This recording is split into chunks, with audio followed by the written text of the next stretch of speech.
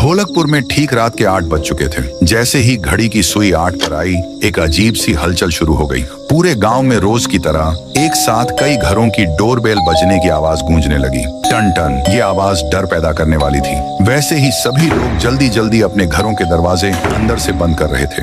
हर इंसान डर के मारे कांप रहा था और उनके चेहरे पर एक गहरी चिंता और घबराहट साफ दिख रही थी। लेकिन बाहर से आने वाली डोरबेल की आवाज बंद नहीं हुई। दरवाजे बंद होने के बावजूद वह भयानक आवाज दीवारों के पार घुसकर सीधे लोगों के कानों में चुभ रही थी। लेकिन गांव में एक आदमी ऐसा भी था। उसका नाम था बीरबल। बीरबल इस लगातार और चीखती हुई डोरबेल की आवाज से बुरी तरह परेशान हो चुका था। उसका गुस्सा 7वें आसमान पर पहुंच गया था। उसने बिना कुछ सोचे समझे पूरे जोर से दरवाजे को खोला। दरवाजा खुलते ही पूरा मौसम जैसे बदल गया। एक जोरदार और तूफानी हवा का झोंका तेजी से सड़क से होता हुआ सीधा बीरबल के घर की तरफ बढ़ा। वह तूफानी झोंका उसके शरीर से ऐसे गुजरा कि बीरबल का सिर धड़ से अलग होकर एक तरफ गिर पड़ा। बीरबल दर्द से तड़पते हुए वहीं जमीन पर ढेर हो गया। उनमें से एक घर थुंग थुंग का था, जो बड़े मकान में रहा करता था। उसके पापा टंग टंग ने थुंग थुंग से कहा, बेटा थुंग थुंग, सुन, मैंने घर के सब दरवाजे और खिड़कियां अच्छी तरह से बंद कर दिए हैं। अब तू एक बात दिमाग में बिठा ले, गलती से भी किसी भी हालत में गेट मत खोलना। चुपचाप जा और अपने कमरे में सो जा। टीवी देखते मत बैठना। फिर थुंग थुंग ने कहा, पर पापा मुझे बहुत तेज सुसु लगी है, मैं क्या करूं? अगर मैंने अभी नहीं किया तो यही हो जाएगा। क्या मैं नीचे बाथरूम में जाकर आऊं? मैं बहुत जल्दी वापस आ जाऊंगा। फिर टंग टंग बोले, ठीक है तू जा, लेकिन सुन, तू जल्दी से जाकर फ्रेश हो और मेरी बात ध्यान से सुन, दरवाजा बिल्कुल मत खोलना। थुंग थुंग ने झुंझलाहट में बोला, हाँ पापा नहीं खोलूंगा। आप लोग बिना बात के इतना डरते क्यों रहते हो? मुझे सब समझ में आ गया है, मैं अब बड़ा हो चुका हूँ यार। यह कहकर थुंग थुंग नीचे के फ्लोर पर चला जाता है। बाथरूम में वह अच्छे से सुसु करके फरी होकर मेन डोर को देखता है और एक गहरी सोच में डूब जाता है। यार ये क्या ड्रामा है?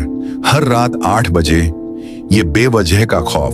सब कहते हैं 8 बजे के बाद दरवाजा नहीं खोलना चाहिए।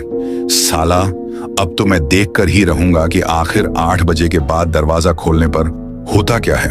फिर क्या था, और सीधा जाकर जोर से दरवाजा खोल दिया। लेकिन वहां बाहर सड़क पर एक बड़े से बॉक्स के अलावा और कुछ नहीं था। थूंग थूंग बिना कुछ ज्यादा सोचे समझे घर से बाहर निकला और बॉक्स के पास आकर आजू बाजू देखने लगा। कोई आदमी नहीं, कोई भूत नहीं, बस एक अकेला बॉक्स। थूंग थूंग ने बॉक्स को उठाया और उसे अंदर ले जाने लगा। अंदर पहुंचकर उसने बॉक्स को टेबल पर रखा और उसे देखकर सोचता है, वाह, एक बॉक्स, किसी ने इसे यहां छोड़ दिया होगा। आज तो मजे ही मजे, इसमें कुछ तो लगता है, कहीं PS5 तो नहीं? कुछ भी हो, देखो, दरवाजा खोलने से मेरा फायदा ही हुआ।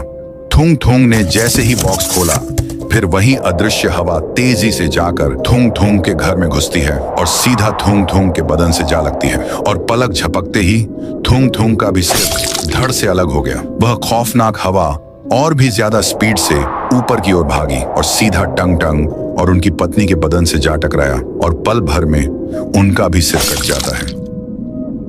ढोलकपुर के एक बड़े मकान में अब केवल मौत का सन्नाटा छा गया था। ढोलकपुर में अब सुबह हो चुकी थी, लेकिन यह सुबह कोई नई उम्मीद नहीं लाई थी। जब एक नया पुलिस ऑफिसर जांच के लिए आया, उसका नाम था राइस्टार। राइस्टार ने पूरे परिवार की लाशों को ध्यान से देखा। राइस्टार के रोंगटे खड़े हो गए। उसने सोचा, 3 मौत, वो भी बॉक्स खोलने से। अगले ही पल दरवाजे के बाहर सारे गांव वाले थुंग थुंग के घर के सामने जमा हो गए। वे सब डरे हुए थे, रो रहे थे और राइस्टार से मदद की गुहार लगा रहे थे। अरे सर, तुम तो कुछ करो, हम लोग तो मर जाएंगे। हम सबकी जिंदगी नरक बन गई है। रोज रात 8 बजते ही हमारा डर शुरू हो जाता है। सर, ये कोई इंसान नहीं है। 8 बजने के बाद जिसने भी दरवाजा खोला है, उसे एक अदृश्य हवा का झोंका मार देता है।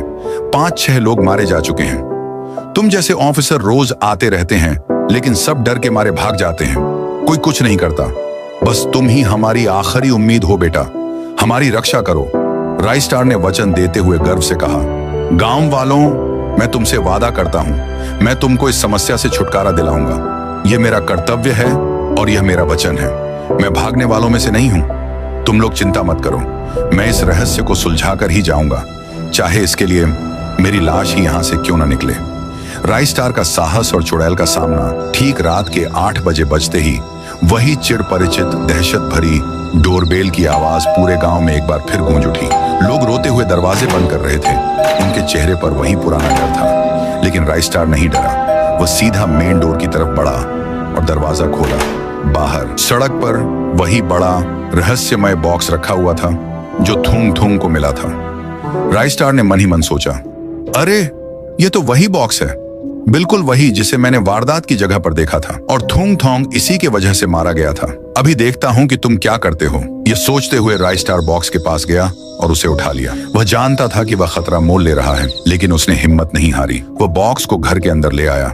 राइस्टार ने टेबल पर बॉक्स को रखा और उसे सीधा खोल दिया। ढक्कन खुलते ही वही अदृश्य जोरदार हवा का झोंका तेजी से घर के अंदर राइस्टार की तरफ बढ़ने लगा, लेकिन इस बार परिणाम अलग था। वो झोंका घर के अंदर घुस नहीं पा रहा था। बार बार कोशिश करने पर भी नहीं घुस सका। अदृश्य हवा का झोंका चारों तरफ से घर में घुसने की बेकार कोशिश कर रहा था। दरवाजे और खिड़कियों पर बार बार टकराने के बाद जैसे ही उसे समझ आ गया कि वह घुस नहीं पाएगा, उस झोंके ने पल भर में अपना रूप बदल लिया, जो कि बेहद डरावनी लग रही थी। चुड़ैल गुस्से और हैरानी से चीखते हुए बोली, अरे ये क्या हो रहा है? मैं इस घर में घुस क्यों नहीं पा रही हूँ? कल तो मैं बिना किसी रुकावट के अंदर गई थी और आज यह अदृश्य दीवार कहाँ से आ गई? मुझे इस पर विश्वास नहीं हो रहा। अब मेरे पास समय नहीं है, मुझे खुद ही अंदर आकर अपना काम खत्म करना होगा। चुड़ैल अपने भयानक रूप में सीधे राइस्टार की ओर बढ़ी, लेकिन जैसे ही उसने दरवाजे की अदृश्य सीमा को पार करने की कोशिश की, उसे किसी चीज ने झटक दिया। असली रूप में आकर भी वह अंदर नहीं घुस पा रही थी और न ही राइस्टार का कुछ बिगाड़ पा रही थी। चुड़ैल ने गुस्से से कहा, अरे ये क्या ड्रामा है? अंदर क्यों नहीं आ रही? चल पहले ये बता, तू कौन है और तेरे पास ऐसी क्या शक्ति है जो मुझे अंदर आने से रोक रही है? राइस्टार बोला, मैं तुझे बता दूं, मैं इंसान ही हूँ, पर मेरे पास ऐसी पावर है कि तुझ क्या, तेरे जैसे 10 और भूतों को भी एक साथ रोक सकता हूँ। तू तो बस एक छोटी मोटी रुकावट है। अब बकवास बंद कर, जल्दी से बता कि तू लोगों को हर रात 8 बजे क्यों मार रही है और ये बच्चों वाला खेल क्यों खेल रही है, वरना मैं इसी वक्त तेरा ये बॉक्स जला दूंगा। मुझे पता है तेरी सारी शारीरिक शक्ति और आत्मा इसी में बंद है। अब बता, जल्दी बोल। चुड़ैल डर गई। उसने कांपती आवाज में कहा, नहीं नहीं, ऐसा मत करना प्लीज, मेरे बॉक्स को हाथ मत लगाना। मैं तुम्हें सब बताती, मैं सब बता दूंगी। दरअसल मेरा नाम करीना है। एक दिन मैं और मेरा छोटा मासूम बच्चा बाजार जा रहे थे। सब कुछ ठीक था, तभी मेरे बच्चे को रास्ते पर पड़ी एक चमकीली गुड़िया दिखी। वह उसे पाने के लिए सीधा उसकी ओर दौड़ने लगा, पर उतने में तेज रफ्तार कार ने उसे जोरदार टक्कर मार दी। मैंने मदद के लिए लोगों से गुहार लगाई, पर किसी ने मेरी नहीं सुनी। एक बाइक वाला निकला, मैंने हाथ जोड़े पर वो भी नहीं रुका। एक जीप वाले से मैंने रोते हुए कहा, मेरे बेटे को अस्पताल पहुँचा दो, पर उसने मुझे झिड़क कर कहा, अबे क्या मैंने यह जीप तेरे बेटे को बचाने के लिए खरीदी है? जाओ जाओ, मैंने तुम जैसे नौटंकीबाज लोग बहुत देखे हैं। हटो यहाँ से, मेरा कीमती वक्त जाया मत करो। और फिर वह तुरंत जीप में बैठकर वहां से भाग गया। मेरे पास कोई रास्ता नहीं बचा था। ऊपर से मेरा बच्चा दर्द के मारे तड़प रहा था। उसके बाद मैं पागलों की तरह इसी गांव में मदद के लिए भागते हुए आई। मैं लोगों के घर के बाहर पहुंची, पर उन्होंने अपना दरवाजा नहीं खोला। मैंने लगातार दरवाजा खटखटाया। कुछ देर बाद किसी तरह एक आदमी ने दरवाजा खोला। मैंने उसको रोते हुए कहा, मेरा बच्चा दर्द के मारे चिल्ला रहा था, मैं आपसे अपने बच्चे के जान की भीख मांग रही हूँ। पर उसने मुझे यह कहते हुए भगा दिया, अरे तू चली जा यहाँ से, मुझे कोई पुलिस वाले इसके लफड़े में नहीं पाड़ना, मैं फालतू के झंझट में नहीं फंस सकता। फिर उसने मुंह पर दरवाजा बंद कर दिया। उसके बाद मैंने हर घर के दरवाजे खटखटाए। किसी ने मुंह पर दरवाजा बंद कर दिया तो किसी ने बाहर से ही मदद करने से इनकार कर दिया। जब मुझे कोई मदद नहीं मिली, तब मैं रोती हुई वापस अपने बच्चे की ओर भागी। कुछ देर बाद मैं उस तक पहुंची, पर अब बहुत देर हो चुकी थी। मेरा बच्चा तड़प तड़प कर मर गया। इस गांव के लोगों ने उसकी एक चीख भी नहीं सुनी। मैं बच्चे के जाने के गम में पूरी तरह टूट गई और सदमे में मैंने पुल के ऊपर आकर पूरे गांव को बद्दुआ दी। ओह ढोलकपुर के बहरे और पत्थर दिल के लोगों, तुम सब ने मेरी और मेरे मासूम बच्चे की चीख को अनसुना किया। मैं तुम्हें श्राप देती हूँ, अब से हर रात ठीक 8 बजे मैं एक अदृश्य खतरे के रूप में तुम्हारे दरवाजे पर आऊंगी। तुम सब डर के मारे अपने दरवाजे बंद कर लोगे और जिसने भी उस वक्त स्वार्थ या डर को छोड़कर दरवाजा खोलने की हिम्मत की, उसे वही तड़प मिलेगी जो मेरे बच्चे को मिली थी। उसके बाद मैंने ब्रिज के ऊपर से कूदकर अपनी जान दे दी। इसी वजह से मैं लोगों को मारती हूँ। उन्होंने मेरे बच्चे को मरने दिया, अब मैं उन्हें उसी दर्द का एहसास कराती हूँ। इंसानियत की जीत चुड़ैल करीना की दर्दनाक कहानी सुनकर राइस्टार की आंखें नम हो गईं। राइस्टार ने तय कर लिया कि वह करीना की आत्मा को शांति दिलाकर ही रहेगा। अगले ही दिन पूर्णिमा की रात ठीक 6 बजे गांव वाले उस सूखे पेड़ के पास जमा हुए। राई स्टार भी वहां मौजूद था। राई स्टार ने उस सूखे पेड़ के चारों ओर काफी सारी मोमबत्तियां लगाईं। गांव वालों ने मोमबत्तियों की रोशनी में जमीन पर झुककर रोते हुए अपनी गलती मानी और करीना के बच्चे से माफी मांगने लगे। हमें माफ कर दो करीना, हमें माफ कर दो मासूम बच्चे, हमसे बहुत बड़ी गलती हो गई, हम पापी हैं, हमने इंसानियत को मार दिया, हमें शांति दो, हमें माफ कर दो। ओह करीना, हम कितने बेरहम थे। जब तुम्हारे बच्चे को हमारी जरूरत थी हमने अपने दरवाजे बंद कर लिए। हम अमीर जरूर थे पर दिल के बहुत गरीब थे। हम तुम्हारे दर्द को समझ नहीं पाए, हमें माफ कर दे। गांव वालों के सच्चे पछतावे और रोने की चीखें उस रात की हवा में गूंजने लगी। तभी एक अलौकिक आवाज सुनाई दी। सुनो। सबने ऊपर देखा।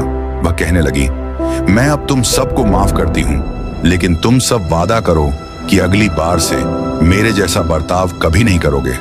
तुम सब हर जरूरतमंद की मदद करोगे, चाहे वह रात के 8 बजे ही क्यों ना हो। और अगर तुमने मेरी इस बात का उल्लंघन किया तो याद रखना, तुम्हारा अंजाम इस बार से भी ज्यादा बुरा होगा।